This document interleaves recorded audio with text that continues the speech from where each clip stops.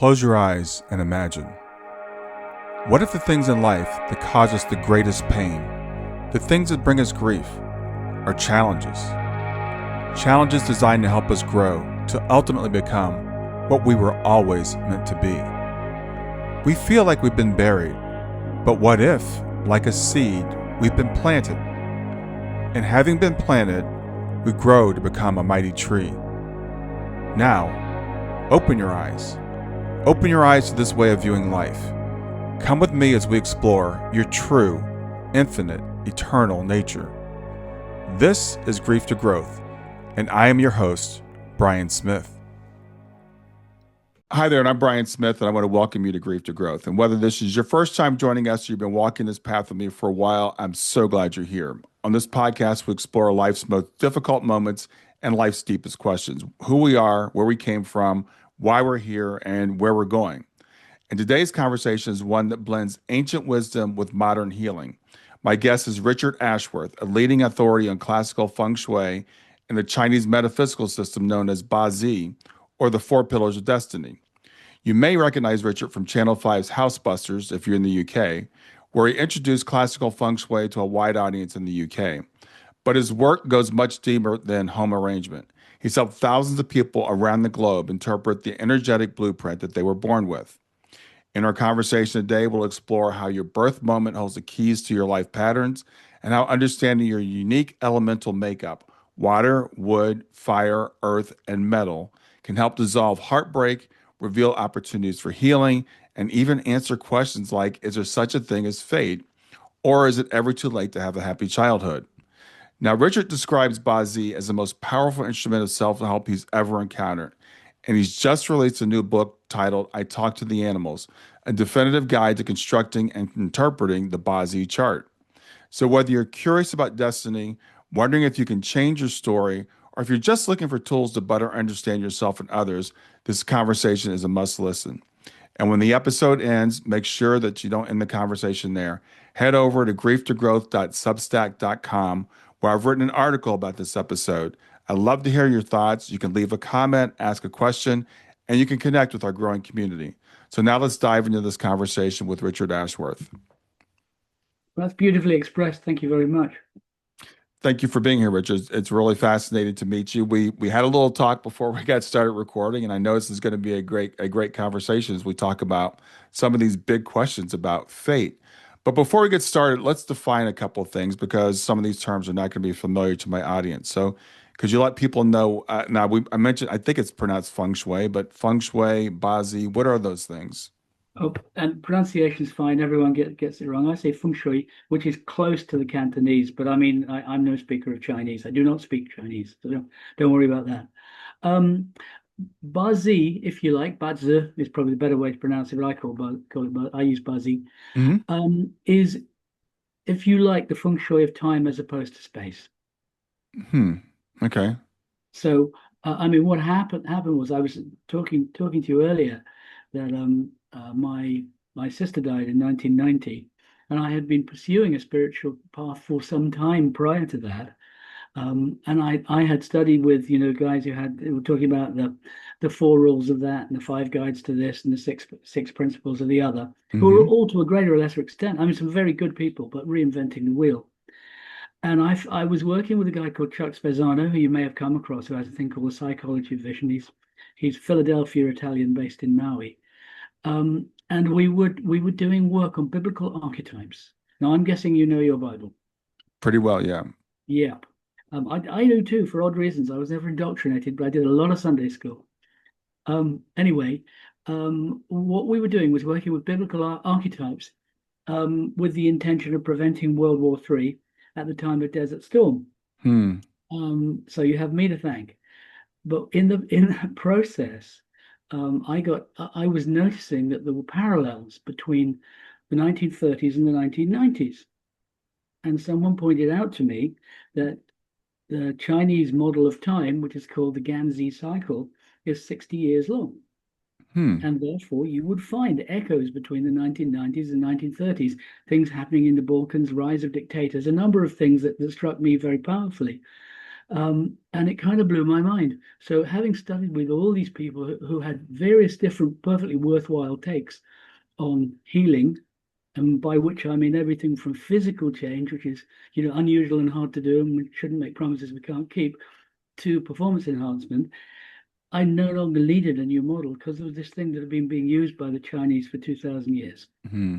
Mm-hmm. And what it consisted of, as I say, was this thing called the Ganzi cycle, which is the order in which the animals that you will have heard of, you'll be familiar with at least, I expect, that there is a dragon, there's a rat, and there's a sheep, and so on. You probably know that. You Mm-hmm. may know that this year, for instance, is what's called a wood snake, and the next year is going to be a fire horse. And that's in a cycle of 60 because there are five elements and 12 animals, so a cycle of 60. Mm. And a Bazi is a snapshot of the prevailing elements of your moment of birth. In other words, it's a point in the cycle of 60 years, the cycle of 60 months, the cycle of 60 days, and the cycle of 60 hours that is precisely the moment at which you were born. Interesting. Okay. And Chinese have been using this to decide on how to educate and how to look after their kids, for 2,000 years or so, because it gives them indications of what their capabilities are, what their likely fate, destiny, or whatever is. Mm-hmm. This is Mm-hmm. sometimes called the four pillars of destiny. So we're talking the same language. And so it can be incredibly helpful in suggesting possible futures, suggesting possible pasts, and in relation to what we're talking about, what I am most interested in is mending broken hearts and making dreams come true. Mm-hmm. It doesn't seem much point doing this unless you can do something of that sort. And so I found that the Bazi gave me insight into people that I've never seen any other way. Um, and so, I've drafted thousands of these over the years, and the book I Talk to the Animals is basically my method, is basically my textbook. And if you were to read it very carefully, at the end of it, you would know how to draft a Bazi chart, how to find a date in relation to those Chinese cycles, and Mm-hmm. also what it means. That is not to say you'd be an expert. I mean, you'd be just starting a very long journey. But I Talk to the Animals is a how-to book Okay. um, on the Bazi. Okay. Well, And asked your question? Think of it. Yeah. yeah, now is this the same or different from what we call a horoscope? Well, it's sometimes called a Chinese horoscope, but I don't think that does it any justice because the heart of it is that the Chinese elements, water, wood, fire, metal, and earth, uh, appear cyclically. So what that means is that you can, when you've got a Bazi chart that shows you the where you are in the cycle of 60 in your year and in your month and your day and your hour, you can run it backwards and forwards. Or you can Mm-hmm. say, in 10 years' time, it looks like this. In 20 years' time, it looks like this. And I sometimes call it a map of your most likely mistakes. Because as we were discussing, there's this um, paradox, if you like, this kind of tension between destiny and choice and fate, which, as Yeah. we were discussing earlier, in my brightest moments, I do not see as a contradiction. But what you can do is to see what's likely to happen and what you might do about it. And because it's Yeah. expressed in elements, if it's saying you've got too much fire, well, you put in a bit of water and you maybe cut down the temperature, reduce the temperature of it. Take it, Okay. take it from a particular kind of nature. Fire being about haste and celebrity and attention and stuff like that, and make it, more balanced, easier to work with. Yeah. As we're talking, I'm thinking these ancient wisdom things, they seem to be coming up again. Modern people are kind of rediscovering them. And I've heard a lot of people talk about some Indian or I think it's Ayurvedic, but some Indian things that sound very similar to what the Chinese discovered, hundreds of years ago. Yeah. Vastu Shasta is an absolute analog, which I'm sure you've come across if you looked at Ayurvedic astrology. Hmm. The term is Vastu Shasta, and it is. I'm no expert in it, but it appears to be broadly classical feng shui. It's a particular aspect of classical feng shui for the southern hemisphere, because most of China is in the northern hemisphere. But Uh, those and Western astrology clearly come from the same grandparents, if you interested in history, probably from Sumerians or Babylonians or something going back, you know, whatever it is, 7,000 years. I mean, the this cycle of 60, you notice we work in hours of 60 minutes Yeah. and minutes and 60 seconds. You know, these things are not coincidental. There's Yeah. something about those numbers. Yeah, and that's an interesting number. Why 60? Why not 10 or 100? That is an interesting thing. Yeah, yeah. So yeah, 60 fits all sorts of patterns. Um, and Chinese astrology is so developed, it's quite easy to forget that it's even about stars. But basically, what it's saying is as above, so below. Mm-hmm. But the use of Bazi, for me at least, is as a healing tool because I have found that it is the best way of talking to someone's soul, if you like, Hmm. knowing who they really are, Mm-hmm. and then being of use. And in relation to your, remarkable and brave work, I mean, I think it's extraordinary. I think I get what you do. There is an aspect of the Bazi which is called a big fate, sometimes called luck pillars, which doesn't really do it justice. And the big fate is a moment when a child arrives. Hmm. Mm-hmm. So it may be when they learn about death. Some people would say that's what it is. I'm not sure. But it is always when there is a psychological a moment of real psychological importance, very often traumatic, Hmm. and typically it can happen anytime between birth. If it happens at birth, and this is a calculation. If it happens at birth, it will mean things like separation from mother, traumatic birth, those kinds of things. If it happens a lot later, it may make for a sheltered child or a very imaginative one, so on and so forth. But my point is this: when the big fate kicks in, it is about a decision. And typically, people make limiting decisions Hmm. at such a point. Hmm. So the big fate can point to when a child maybe says, "My gosh, this is awful, and it's all my fault," which is a very common decision to make early on. And the big fate renews every 10 years with a um, different elements. Hmm. And the second decision, very often, this is not invariable, but very often the second decision is something like, "There's nothing I can do about it." And the third decision is something like, "The whole world is screwed." And it's my observation that when people get to yours and my age, I mean, you're a bit younger than me, very often they're pretty much given up. They think they know how the world works and it isn't much fun. Yeah. Yeah. And with the Bazi, we can go back to the point where those decisions are made. Sometimes you can change the decisions and you can almost always reframe them. Yeah. And I love what you talked about because I'm a very practical person. So I always whenever I'm talking, I'm like, okay, so what? What difference does it make for my life, right? And the thing about this is, you said you talked about healing, but we're not necessarily talking about physical healing. We're talking about Yeah. more emotional or spiritual healing, because we do have these wounds that we come, that we experience along the way as we're going through this. Yes. So that's what I'm interested in this. And then I love what you said. You're like, why would I do this unless I'm going to help people heal? Exactly, that's got to be the point. So, having identified a point where someone makes that kind of decision, it is possible to go back there. Hmm. I was a master practitioner of neuro-linguistic programming before I discovered the Chinese stuff. And Oh, what I okay. use is various methods to go back to the last point of clarity, if you like, and Hmm. then to gently take them back to factory settings. Oh, okay. Yeah. Yeah. Um, so mending heartbreaks, if you will. Yeah. And if not actually changing the heartbreak, changing what it means. And the Bazi is incredibly helpful in finding those moments. And obviously, one has to be very, very delicate and very careful in talking with people because what you're going to go back to is places of great grief, very often of great distress. Sure. And on the back of my first book, The Feng Shui Diaries, which is more fun, there's more laughs in it. But on the cover, there's an endorsement by Gillian Anderson, the X-Files lady who I did Hmm. lots of feng shui for, who says, "Warning: this man may make you cry." Hmm. Because Hmm. almost invariably that process leads to tears. And as I imagine you of all people would have recognized that tears very often are a sign of healing. Yeah, absolutely.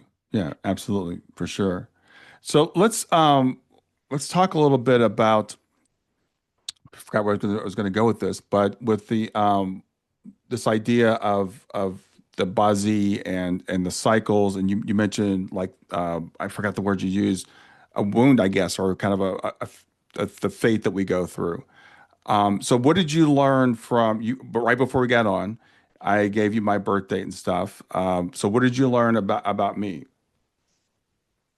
Um, your what's called your life house, which is um, it's like a place of observation. You have five what are called pillars, that is, with one character on top of another. Four Hmm. of them relate to one to the year, one to the month, one to the day, and one to the hour. The life house is a kind of point of observation, Hmm. and yours is a metal dragon, which is very interesting. The dragon is powerful and magical and telluric, and the dragon is the one who can wiggle his nose and change things, which speaks of you're consciously using that power. The yang metal often relates to bitterness. Hmm. It speaks of um, a need to deal with, well, bitterness is the best word. Often it relates to missing fathers. If I come to a house that is oriented like that, or if this is very prominent, I examine whether that is what has happened. And sometimes it's literal and sometimes I'm wrong. But Hmm. in your case, it relates to a certain kind of bitterness, a certain kind of magic, a certain kind of observation of the process. Putting it another way, it speaks of someone who takes other people's pain and feels it. Hmm. Okay. Yeah, that makes And sense. I would guess your principal gift is the ability to do that. Yeah. Yeah. I've always been that like that. Yeah. I'll bet you cry a lot. Um, I don't cry a lot. I have more as I get older because the thing is, I think it's interesting you say that. I think that would be my nature, but that's not the way that I was raised. Well, the bitterness is often about your relationship with your father. So whatever that would mean, missing father is what's often entailed. Your year is a wood ox, so you're the same as Barack Obama, Hmm. which speaks of assertiveness. It speaks of spiritual gifts, spiritual progress, spiritual journey. And you also have two sheep, and which is the other most sensitive. You'll be good at going into alpha rhythms. You'll be good at prayer. Hmm. You know, Okay. you will know the difference between mouthing and talking to God. Yeah. Yeah. Well, That makes whatever we mean by those words, yeah, that makes sense. all of those words. Yeah. Um, very, very sensitive, liable to be fertile. So, liable for fertility to be an issue. Someone who's an ox in the year is either very fertile or not very fertile. So the odds are you have quite a few kids. Is that right? I actually too. Yeah. Right, okay. Yeah. Your month is a water snake. The snake is dedicated to truth, Okay. Yeah. which yin and yang being one of the kind of themes of Chinese philosophy. That it can be someone who is very, very truthful or someone who's very, very not. So, Yeah. for instance, if you were to take Tony Blair, he's a triple snake, for instance, just to pluck a name from nowhere. Hmm. But conversely, I recently did a Bazi for a lady who was a Zen nun, Oh, okay. and she had three snakes. That's three out of a possible five characters were snakes, which is very, very unusual. Absolutely dedicated to the truth, in a way that the conversation was really perhaps she needed to let herself off the hook just a tiny bit. Yeah. My problem is I don't know how to not say things. So yeah. Yeah, Yeah. yep, My yep. wife's always like, yeah, you shouldn't have said that, or or even now with the work I do, I people are like, you shouldn't put that out on Facebook, and I'm like, I can't stop. Yes, my my I've been married twice. My first mother-in-law used to say, "Mouth open, story jump out." Yeah, yeah, I can definitely relate. But you have these two sheep as well, and I call them sheep rather than goats. And the sheep is an idealist. The Yes, sh very much. Yeah. and the sheep needs to belong. And you will be someone probably as you get older, because these are in the day and the hour, and the Bazi proceeds from the year, which will be deep history, via the month, which is more shallow history, into the day, which is very often present, into the hour, which is future. Hmm. Your sheep are both on the hour and the day. which, as I say, implies you're getting gentler, more spiritual as you get older. Um, it speaks of also a frustration. The sheep, I mean, all of these animals, they're neither good nor bad. They're just what they are. I mean, I'm Hmm. sure you all people understand that. The sheep is generally very affable, very gentle, very idealistic. But a twisted sheep, you will find sheep in the Bazi of the many of the populists currently making loud political noises around the world, such as your current supreme leader, Jair Bolsonaro, um, also Adolf Hitler, Napoleon. I mean, Hmm. very interesting, and Barack Obama. Hmm. Though, I mean, you share both of those with Barack Obama. So there's something about the sheep that is so desperate to be involved, included, part of the family, that kind of thing. And an unbalanced sheep can kind of fall over themselves because of it. Probably the most famous sheep in the world are Mick Jagger and Keith Richards of the Rolling Stones. Hmm. And you get an idea of how they need to belong. They need to belong and to be up to the minute and part of the conversation so badly. They're still touring at the age of 83. Yeah. Yeah. Yeah. Yeah. So Interesting. the sheep has that, but deeply spiritual. As I say, having two sheep and an ox means you're very, very sensitive, possibly even psychic. Certainly someone who'd be very gentle, a very safe pair of hands. Because you have a dragon in the life house, it means you have magical powers. By which I'm not talking about mumbo jumbo, but Hmm. I'm saying that you know how. Well, I mean, you know how to turn grief into growth. That's really what it says.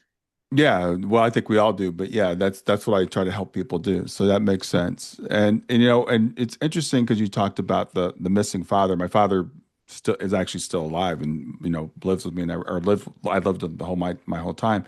But I am a very sensitive person, born into a family where that doesn't express emotions. So for me, it was that's what I always felt like was kind of missing. And I remember when I was in my 30s, I discovered this book called shoot. Wild at Heart. It was by a guy named John Eldridge, and it was about the father wound because we all get a wound from our father, and so we talked about this. And I remember I gave the book to my father. I'm like, I want you to read this, and my father goes, "Well, I don't read books." My father's very literate person, but he reads the Bible and he reads magazines and stuff. So he didn't read it. So I said, "Okay, well here I got it on tape for you." So I gave him the cassettes and he never listened to it. So that was a feeling I always felt like I wanted to have that kind of relationship with my family, my parents, et cetera, but never really did. So that's probably what how that expresses in my life. Yeah. You remember John Cleese wrote a book about families. I think he wrote more than one. Now, Yeah, I John didn't know Cleese that. wasn't Monty Yeah, Python. yeah. Well, a couple of times been asked whether I have read John Cleese's book on families. And I've replied both times, no, my father gave me a copy.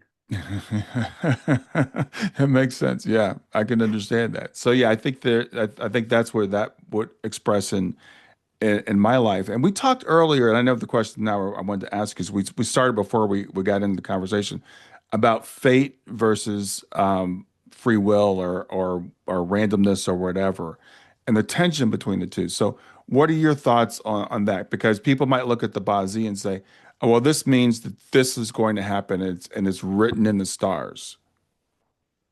Well, I would say people talk about nature versus nurture. Hmm. Yeah, I would say it is choice. I'd say everything is choice, and that is a very hard thing to get hold of if you're not too happy with your choices. Hmm. Yeah. But when we get, I suggest to you, you don't have to agree, when we get that our lives are made up of choices, that we are totally responsible for those choices, two things tend to happen. The one is we go, how could I be so damn stupid? Because we can see choices that we made. We go, you know what? I went right. I should have gone left. I mean, I don't know whether you're tortured by those things in the small hours of the night, but I still go, oh my God, I don't know whether one will do that forever. The second thing you get is power to change. Yes. Yeah. But one of the things that I will do, which is a Chinese technique with a thing called Chimendunja, and I say technique, I don't really like that word very much, but there is method to harnessing time and place. There is power in time and place Mm-hmm. when we can choose to become who we wish to be. And it's a process of channeling the person that we want to be at some point in the future Mm-hmm. and house training the person we were, and Hmm. thus changing the way we are now. Oh, wow. Yeah, I like to put that. Yeah. And it is the Chimendanja allows us to harness powers which we could have talk we could talk about the degree to which they're abstract and the degree to which they're physical, but these are extraordinarily powerful procedures where you can literally go, I want to be like that, I was like this, I'm going to be like that now, and I will be the way I want to be. Mm-hmm. And it can be extraordinarily powerful. Yeah. The same kind of thing applies looking at the big fate, where we can find a point where someone kind of arrived, as we were talking about, Right. and we look at what the heartbreak was. Yeah. And rather than dealing with the heartbreak, we deal with prior to the heartbreak. Because I try not to have beliefs at all, but as far as I have a belief in this, I think we arrive perfect. Hmm. Yeah. And so you would say something. Yeah, well, on the idea of beliefs, I totally agree with you. It's interesting because I'm on a platform where I'm a grief guide, and when I'm people ask me about the afterlife and stuff like that, all the questions we talked about earlier, and I say to them, I'm like, I don't consider this a belief. It's more of a conclusion. And the difference is a belief is just based on whatever a preference, or it may be just like I like ice cream. Ice cream is good, that. But it's more like I have studied things. These are conclusions I've come to, and they're subject to change. And I do believe, or I've come to the conclusion that we do arrive perfect, that we arrive, and we because we come from a place of perfection, and then we come into this world, and then we start getting the wounds, we get the big fate, we get the family dynamics that doesn't line up with who we are in our hearts, right? Or we lose a child, or something like this happens. Yeah, yeah. Well, I mean, there's this thing, the wounded healer. I'm sure you will have come across. Hmm. I'm not sure there's any other sort. Right. Exactly. Yeah. And we talked, you asked me, I was expressing to you earlier, my daughter passed away, and this is the reason why I do this work. And you talked about your sister passing and how that opened up, something in you. And then you talked about choice. And this is the thing, my business is whatever is called grief to growth. Growth is a choice. And, we can choose, we can say, this is where I am, this is what's happened. What am I going to do? And we can choose to grow, or we can go to the default mode, which is to let it destroy us. And that is a choice. Yeah, I think uh, dealing with death as growth is one of the hardest challenges It for a is the number of hardest reasons. challenge. Reason Yeah. number one is that the preparedness to talk about toilets if it's maybe a foot away from me, and the preparedness to talk about sex is maybe 10 feet. The Hmm. preparedness to talk about death is in the next state. Yeah. Yeah. So we're kind of terrified of doing that. Um, and to be prepared to find the growth in trauma. I mean it is one of the keys. I mean, I think it was Tolstoy. I think it was Tolstoy. I haven't read Tolstoy. I have read quotations of Tolstoy. Please don't Hmm. confuse me. I'm very well educated. Um, he said what he was asked what he wrote about, and he said love and death. What else is there? Hmm. Yeah. Yeah. And uh, dealing with death as a that dealing with grief as a healing process. I think where I go with that is that um, it is not painful to fear. It is painful to try not to fear. Hmm. Yeah. It is not painful to feel to be angry. It's painful to deal with it. I mean, anger is a really good example because what we tend to do is to confuse anger with blame. Yeah. When you say to someone, again, I'm sure you're a very evolved man, that you've always done a lot of work on yourself, and when we tend to think of blame, when people say to us, express your fear, express your anger, we tend to think that means, well, you're an idiot and I hate you. That's not expressing anger. Hmm. I am angry is expressing anger. and Hmm. feeling it. So the thing where I have got to with this stuff is that there are greater and lesser tragedies in life, and the appropriate response to all of them is a smile. It's just harder and harder to do it. Yeah. And the way through is to be prepared to feel what it is. So the way through fear is to feel fear, I think. Hmm. Hmm. The way through grief is to feel grief. But it takes some bottle, it takes some nerve to do that. It is one of the most, grief particularly, that deep personal, right in your face grief, someone who is integral to your life, dealing with that grief and moving on to whatever comes up next, I think is one of the hardest things human beings deal with, isn't it? Yeah. Who would And know? you asked me earlier before we start recording, you said you see your daughter's passing as a gift in a way. And I'd said yes. But back to you, your sister's passing made kind of prompted a transformation in yourself. Yes, yes, yeah, it did. It did. I was aware that I had become kind of ossified. I thought I knew stuff, Hmm. and I opened up to the possibility that I didn't. And yeah, I probably wouldn't have done that. I mean, I was kind of lost in a kind of money power kind of trap, and she reminded me that probably wasn't the most important thing. Yeah. Yeah.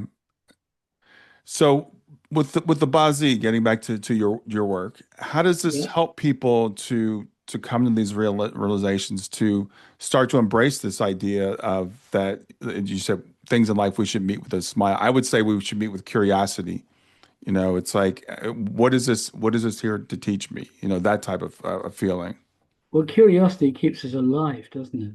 Yeah. When we stop being curious, we kind of disappear. When I am dealing with the big faith, for instance, I'm suggesting that everything that has happened is still here to some extent. Hmm. It's certainly everything that has happened dictates what is so. I mean, that goes back to what's inevitable and what isn't. Hmm. And the future, in some sense, is here already, because in the future is kind of made inevitable by what is so today, in some sense, which means that if you were traumatized at the age of 7, by the way, that's when yours starts. So you might find it interesting to look at what that was. Oh wow! I can't believe you just said that. Yeah, that was my grandfather passed away. Right. Uh, And that was, my grandfather was living with us, and because when you talked to that, I was like that. My mind went back there. I didn't realize how traumatic it was for me at the time. He and my grandmother moved in with us, and he was a coal miner in West Virginia. And he went back to West Virginia to visit. He was in church, and he was stood up to give his, they call it a testimony, and he had a heart attack and he passed away. So from my perspective, like he was here and then he was gone. I never saw him again. And that happened when I believe it was in 68 when I was 7 years old. well, and that's interesting as well. I mean, the timing of that, because 1968 is a year of revolutions. It's an Earth Monkey, very, very powerful right now. Um, in relation to my sister, I don't think it was as dramatic as that. I mean, it was just such a strange event. I mean, when someone dies, it's like time stands still for a while, I think. Hmm. The time between death and a funeral is a strange kind of time of misrule. Hmm. You Yeah. know what I mean? It's Hmm. like has something changed or hasn't it? Um, but how a Bazi will help is to go back to moments, and they won't always be deaths. They may be, somebody disappearing, or your parents separating is a typical one. Yeah. And what I will tend to do is to go back before that and to observe the degree to which all the players in whatever the story is were off their center, where their heart was beginning to break. Hmm. You know, I mean, a child's heart very often kind of breaks kind of slowly. You know, and one of my teachers would say, looking at a child, she's still looking at heaven. And Hmm. we look at our children's eyes, and we can see how they come into a world that requires being present in a way that is not looking at heaven. But what Hmm. we can do is to return people to that point Hmm. where um, they can see, which many people can see intellectually, that whatever has happened to them was everybody else doing the best that they could. But it's not something they necessarily feel in their bodies. But we can go back to how we were when we were, say, 7. You can Hmm. look down the vista of years from, I won't embarrass you by telling you how very old you are, which is about 10 years younger than me. Um, you can look, you can look at yourself, age 7, and you can see that at age 7, you are making decisions about the world, and Hmm. that those decisions probably dictate the way you behave, dictate your attitude, and they probably weren't helpful decisions Yeah. at that point. And what you can do is to say, look, I'm here. I'm pretty good in most of the ways that matter. I seem to have made it through. Do you know what? You don't have to do that. And on some level, everything changes, Yeah. where both the child at 7 goes, you know what? I can relax now.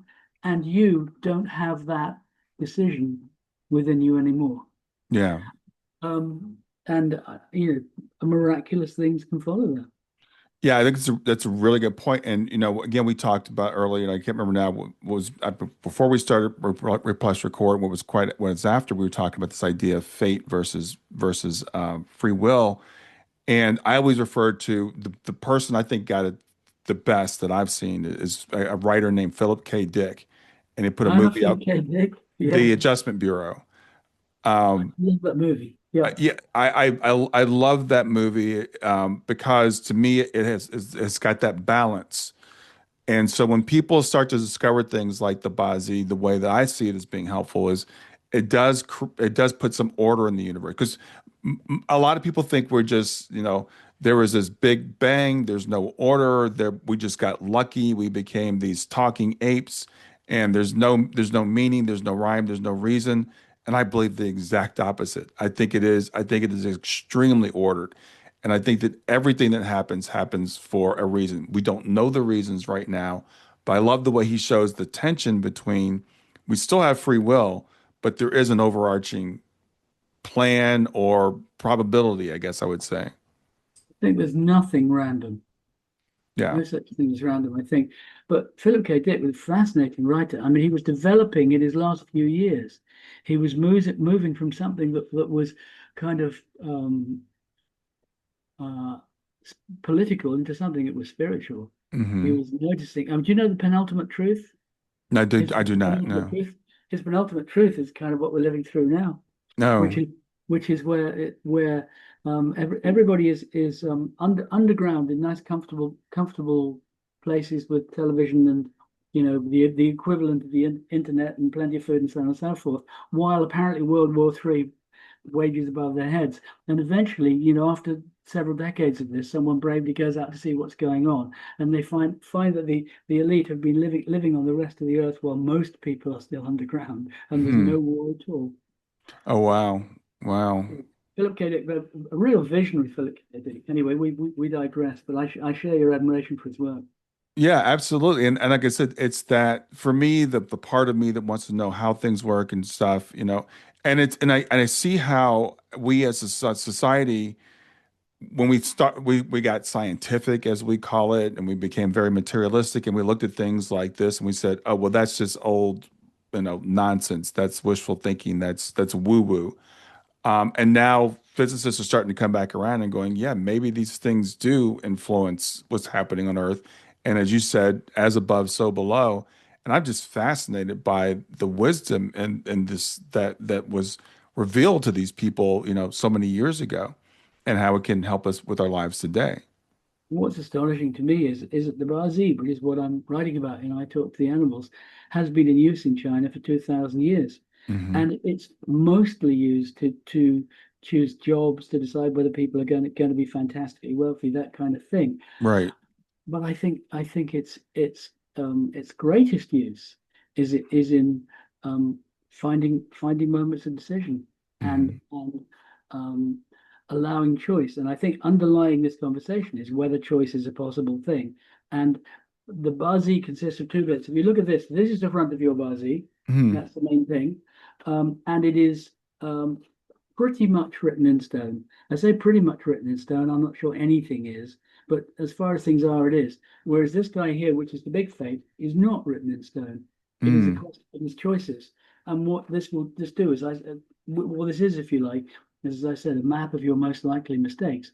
But with the big fate, you can see where it's likely going and you can correct. That's Hmm. the idea. And there is something that is kind of mechanical about it and something that isn't. But in order for it to work, what's required is what the Chinese would call Qing, which is somebody has to give a damn. No. And so the if you like, the spiritual aspect of it is more valuable than the mechanical aspect of it. Hmm. And what we have with human beings want to know, they want to feel they can control. And science is all about that. Yeah. Science is that if we do something in the same conditions, under the same conditions, the same thing, we'll get the same result. Hmm. And the 20th century quantum mechanics has made this kind of a joke at the expense of people who think like that because I it's love it. so. Yeah. Yeah. So are. So, Yeah. I mean, in quantum mechanics, there are so many more events on a subatomic level that if you throw something up in the air, it doesn't necessarily come down. Hmm. And Well, there's so much we don't know. Sorry. yeah, well, what I love about it though, and I'm a chemical engineer, so I'm all about science. I love technology. I love all that stuff. But the observer effect, because scientists are like, as you said, if we do the same thing the same way, it always has to happen the same way. If everything's the same, and then they're like, oh, wait a minute, just me observing it actually makes a difference. If I observe it, it happens this way. If I don't observe it, it happens that way. And that just, to me, that just blows everything away. And it does show we don't live in a mechanical universe. Well, exactly. And the Chinese have been working along those lines for a very long time. And it Hmm. does seem to have worked for them at this point in history. I mean, conventional Western science says, I have a theory, can I prove it? Hmm. So we get confirmation bias. Yes, yes. For instance, is why a psychic will never be able to do their best work under laboratory conditions because Hmm. they're surrounded by people who want to make sure he doesn't. Yeah, It's like to asking a horse to race in a swimming pool. And so, but with the Chinese method is to observe what happens and draw rules from it, yeah. which I say is more scientific. Yeah, yeah, I completely agree with that. And so, yeah, it's interesting as our science is kind of developing and coming back around, we're starting to say there's something about this ancient wisdom. I was just discussing with a friend the other day, if a tree falls in the forest, does it make a sound? And Western science would say, of course it does. Why is this even a question? Why would someone even think about that? And now we're going, oh, wait a minute. If there's no observer, does something exist? And some serious people are starting to say, if there's no observer, then there's no material. Yeah, yeah, and that question comes from I'm sure you know comes from a late 18th century philosopher called Bishop Berkeley, Mm. who I studied philosophy for about 20 minutes in the 1970s. Okay, no, I did not know that. Yeah. Until I discovered that everything that mattered to me they had defined as meaningless. If it couldn't be counted or expressed in mathematical terms, it was meaningless. But interestingly, of the rationalist philosophers that you're were taught in English universities a very long time ago, slightly prior to him, there's a thinker called Leibniz, Gottfried Leibniz. Do you know? Have you heard of him? No, I'm not familiar with them. You would find him fascinating. There's a recent biography come out, which is 7 days of his life, which is wonderful. I can't remember what it's. Oh, I think it's called The Best of All Possible Worlds. But he's the guy who's being quoted by Rousseau when he says everything is for the best in the best of all possible worlds, Hmm. which a lot of people think is really fey, unrealistic stuff. But Leibniz, who is the one of the godfathers of computing because he was the first Western thinker to master binary counting. Mm. And as you know, there are 10, 10 different sorts of people, those who know binary and those who don't. And he was in conversation with Jesuit missionaries in the Chinese court, from whom he got that idea. Binary counting is taken to a remarkably sophisticated degree in the Book of Changes, the I Ching, which is one of the kind of Mm. textbooks in this whole way of thinking. Hmm. But he wrote a book called The Monadology, which basically says that the universe is made up of tiny little minds. and you get enough of them together, you get sentience. Mm, And his that reality, I think, comes from his understanding of the Chinese, which is the life force, which is energy. And everything we're talking about here is about how qi moves and how qi expresses itself. And all of it is based in this idea of the Tao, mm, by which, there's the Tao that can be named is not the Tao, is what Lao Tzu says. mm, Um, the the Tao is the appropriate, if you will. The Tao is when Tao, we know when to speak, when the Tao will make it clear to us. We get taken over by our feelings, and when we can have our feelings and be quiet and conscious within that, the Tao will be um, making it clear when is the time to act and when is not the time to act. mm, What is the thing to do in this circumstance and what not to do in this circumstance? And all those things have gone into the construction of the Bazi, which, as I mm. say, has been used in China for 2,000 years. When I started to understand it, I found it breathtaking. And I hope that I have made using it a lot of people smile who weren't smiling before. Yeah, yeah, exactly. So when you said you have clients, and now you have clients all over the world. So when your clients come to you, what is they're seeking? Are they looking like are they looking for help making decisions? Are they looking for like figuring out what their big fate is, or what are they seeking from you? I think they're all looking for the same thing, don't you? I What's think they're all that? looking for the same thing. They give it different names. Yeah.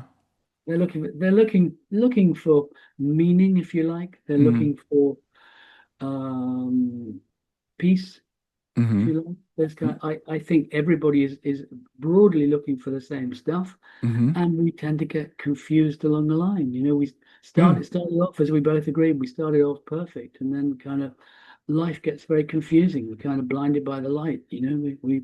We go on strange paths, but at some point, if we're very lucky, we get time to reassess. It happened to me, as I say, shortly after my sister died in 1990, and I think what you've been saying is it happened around the time that your daughter died for you.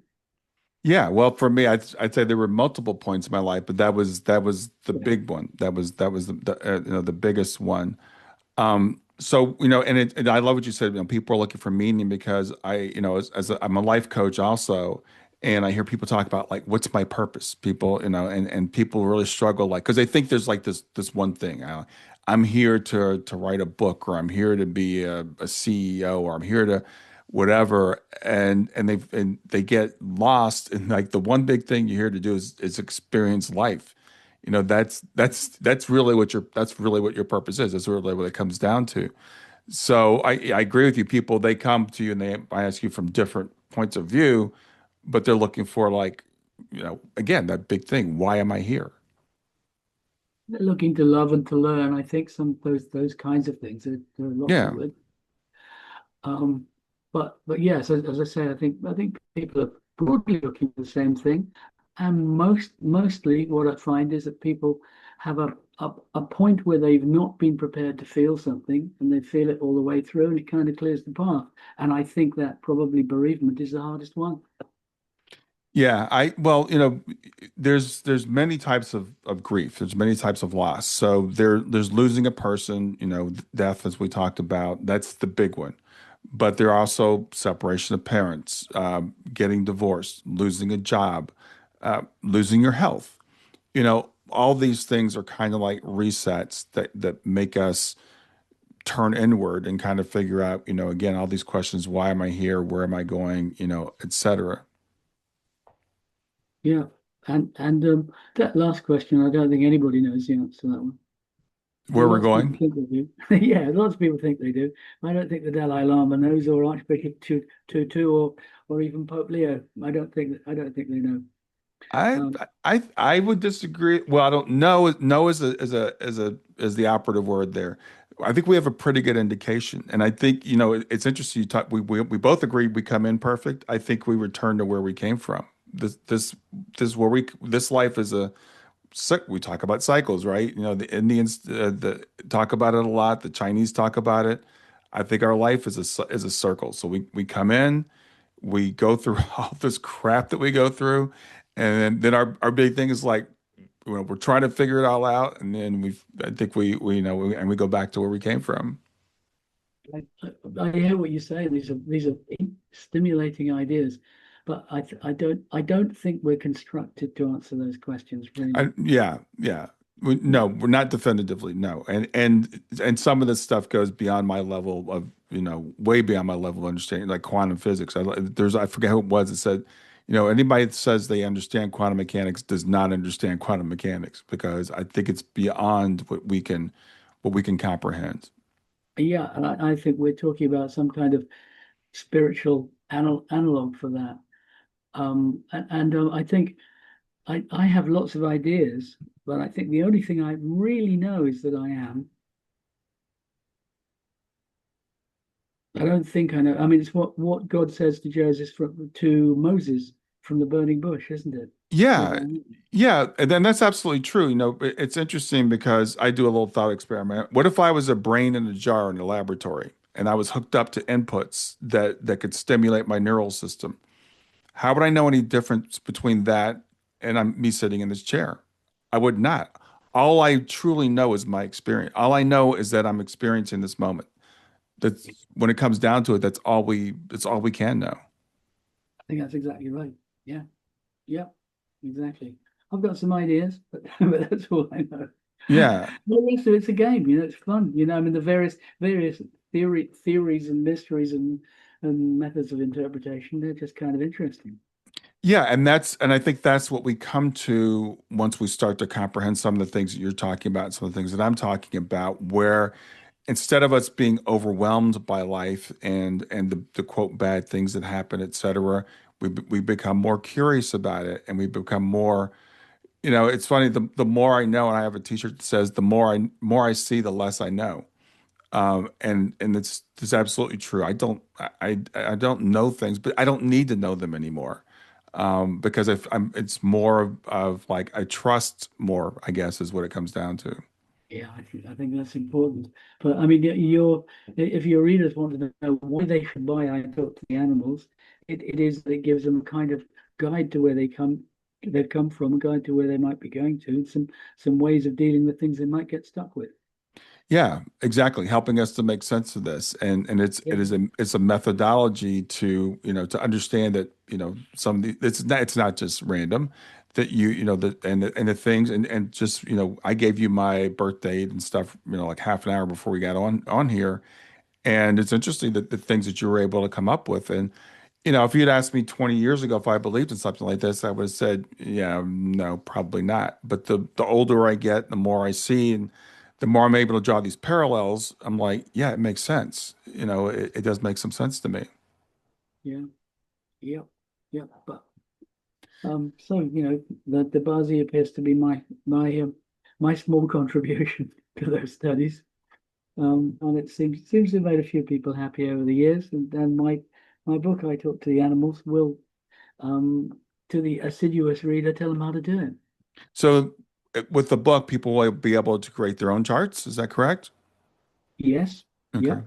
And for a limited time, I'm prepared to coach by email anyone who gets stuck who can't make it work.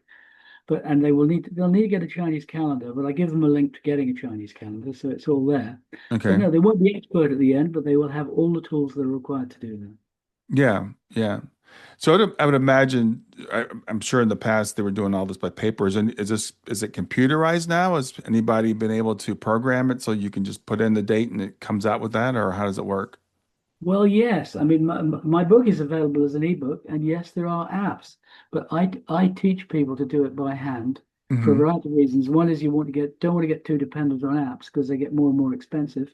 I mean, feng shui apps can cost you thousands of pounds a year. Hmm. But secondly, the process matters. Yeah, yeah, Saying that Ching, that is giving a damn, is important. And yes, the process in drawing up a Bazi is a really important part of what I'm doing. How I feel when I'm doing it, what appears to be coming up for me in terms of what I can hear, like, maybe a song or a little bit of conversation or the weather or just an emotional feeling. will give me a different view of the characters that I'm writing. I mean, I will derive meaning from making mistakes. Hmm. I will Hmm. notice what I have written wrong and go back and look and see, well, maybe, what's what's that telling me? I mean, people sometimes ask me whether I know when people are going to die, which is not a claim I'm going to make or something I'm doing research in. But the one client I had was a very unfortunate lady who ultimately killed herself. I went back to it to see if I could see in her Bazi something that indicated that she was going to die. And what I did find was that I had written her big fate up to a point that was exactly where she killed herself. Hmm. Hmm. So you couldn't have got that from a computer. Yeah. Well, Um, and that also comes back to, when someone says, "Do you know when I'm going to die?" I mean, it might say there's a likelihood that this would happen at this point, but I don't think it would say definitively that it's going to happen at this point. Would you agree with Well, I've been that? asked that question explicitly several times. I've only answered it once, and that's not the case I'm talking about. Where a Yeah. lady was asking me whether her elderly husband was going to die soon for quite material reasons, and I Mhm. said not just yet, and I've been right so far. Yeah, yeah. Well, and it also gets back to me. I think there are some things that we can know, and some things that we are beyond us, and I think there are probably some things that we're not supposed to know. I get people that say to me, because we talk about this concept of the veil between us and the spirit world, and I have some people say, "Well, I just wish I could just go beyond the veil and just see, what's over there." And I'm like, I don't think that's really intended for us. And I've talked to many, many people who've had near-death experiences, and it can really mess you up for a long time. It takes most people an average of 7 to 14 years to integrate that experience once they have it. So we're here where we're going through the things we're going through, I believe, for a reason. So, and I know someone who tells me that she can tell when people are going to die, and so I have had the opportunity to ask her, and I realized I'm not going to ask that question. Yeah, yeah, I'm not sure how useful it would be. Yeah. So, but I actually had a conversation like that with Gillian Anderson. Oh, really? Yeah, because I was a big admirer of the X-Files. And Yeah. I was quite excited to work with her. I did a couple of houses for her. And she had a picture up on the wall in her house in Westbourne Grove, which looked very like one of the episodes from the X-Files, Hmm. which was the one that Peter Boyle was in. Do you remember Peter Boyle, who was Frankenstein in Young Yeah. Frankenstein? Young Great, Frankenstein. Love Young great Frankenstein. American character actor. Yeah. And he was someone who knew when people were going to die. Hmm. And what was she called? Scully? Scully, yeah. Yeah. Scully, she asked him, she says, well, what about you? And he says, I'm going to be in bed with you. And she says, well, there are mistakes and there are mistakes. It turns out exactly, so, I mean, they're not having sex or anything. She happens to be there at the same time as him in his bed. Uh-huh. Um, and she's asked him, how did you get this ability? And he said, I was a fan of the Big Bopper. You know who the Big Bopper was? I've heard the name. Yes. The Yeah. guy who did Chantilly Lace. Do you remember Yes. Yes. Chantilly Uh-huh. Lace? That one.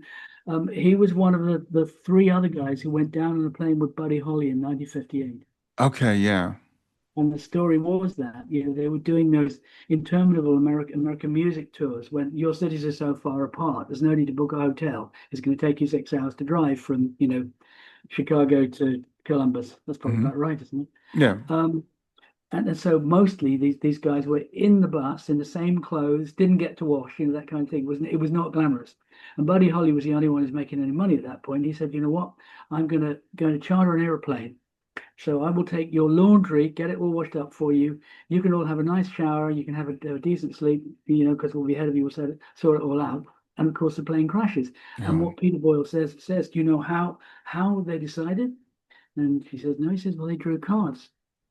Now, in a world where whether you live or die in 24 hours' time is decided by whether you pick the right card or not, you might as well give up on control. Hmm. Yeah. Yeah. You might as well, be present. Which I mean, there are no rules ultimately, and I certainly wouldn't. I certainly don't know them. But Hmm. dealing with the world as it is, trying to be appropriate to the moment, trying to take the right action at the right time is, um, I think, the only sensible approach. Yeah, I completely agree with you. Well, Richard, this has been a fascinating conversation. I really I've enjoyed meeting you today. So remind people of the name of your book. I assume they can get it on Amazon. But Well, thank you and if people so want to much. reach out to you, how do they reach you? I'm available online very easily. You look for Richard Ashworth and Feng Shui. You will find me on Substack, on LinkedIn, on Facebook, on Blue Sky. Um, and my book, I Talk to the Animals, it should be in a decent bookshop now. If you can buy it from a bookshop, it's better because it builds up connections and habits and stuff. I much prefer that Okay, to you yeah. buying it online, but you can get it online very easily. Um, so you can get hold of me that way. I'm Richard Ashworth. I'm actually my email is richardashworthfengshui@gmail.com. It's pretty easy to remember. Yeah. Richard Ashworth Feng Shui, all one word, @gmail.com. And if you read the book, I would be very interested to hear how you get on with it. And if you get stuck, as I say, email me and I'll see if I can help you through. Yeah. Well, again, thank you so much for being here. It's fascinating Thank talking you. to you. And you're doing amazing work, and I am, humbled to have had a conversation with you. Thank you so much. All right. Enjoy your afternoon. Thank you. Same to you. Enjoy.